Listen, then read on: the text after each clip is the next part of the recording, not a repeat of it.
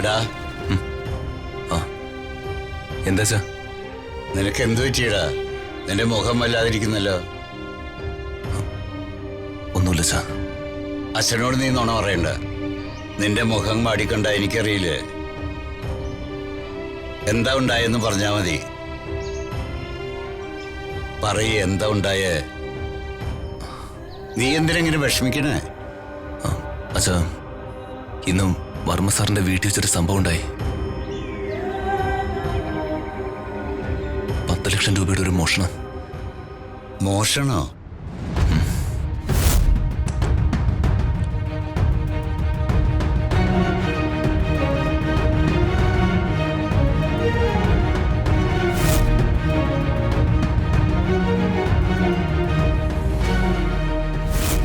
പൈസ സൂക്ഷിച്ച ആളെന്നെ ഉത്തരം പറയേണ്ടി വരും. സൂക്ഷിച്ച ആള് തന്നെ അത് അടിച്ചു മാറ്റി കാണും. കാശെടുത്തതേ രാജു തന്നെ ആയിരിക്കും.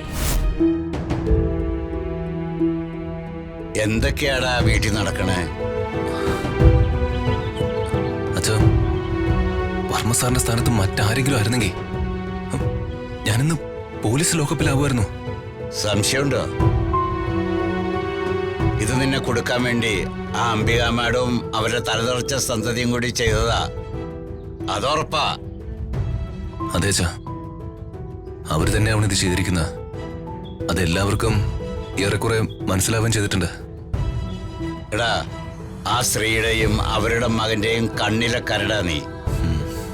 അതൊന്ന് പുറത്തു കളയാൻ അതിനുള്ള വേലകളാ അവരീ ചെയ്യുന്നതൊക്കെ. അച്ഛാ, ഞാൻ സാറിന് മുമ്പിൽ നിന്ന് ആകെ വിഷമിച്ചു പോയച്ചാ. എടാ, നീ 10 ലക്ഷമല്ല 100 കോടി മോഷ്ടിച്ചു എന്ന് പറഞ്ഞാലും നിന്നെ വർമ്മ സാർ ഒരിക്കലും അവിശ്വസിക്കില്ല.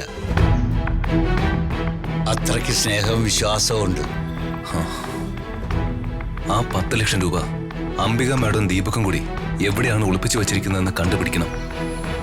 എന്നിട്ട് അത് സാറിനെ ഏൽപ്പിക്കണം. അതൊന്നും കിട്ടാൻ പോണില്ല. കാരണം ആ സ്ത്രീ അവരുടെ മകനും നിസാര കക്ഷികളൊന്നുമല്ല.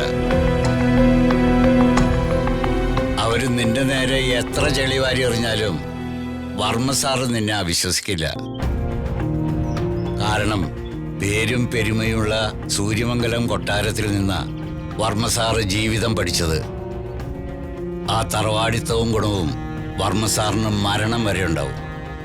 സൂര്യമംഗലം കൊട്ടാരോ? അതെവിടെയാ? എടാ, അതൊരു വലിയ ചരിത്രമാണ്. അത് നീ വഴി അറിയുന്നതാണ് നല്ലത്. പക്ഷേ പല പ്രാവശ്യം പറഞ്ഞിട്ടുള്ളതുപോലെ ഒരു പ്രാവശ്യം കൂടി ഞാൻ നിന്നോട് പറയുക. ആ അംബിക മാഡത്തെ നീ സൂക്ഷിക്കണം. ആ കാണുന്നൊന്നുമല്ല അവരുടെ മുഖം. അവരൊരു മാരക കൊടിയ വിഷം. എന്ത് ചെയ്യാനും ആ സ്ത്രീ മടിക്കില്ല. നീ വാടാ, എന്തെങ്കിലും കഴിക്കാൻ നോക്ക്. വാടാ. അകലേ നോവിനാലേ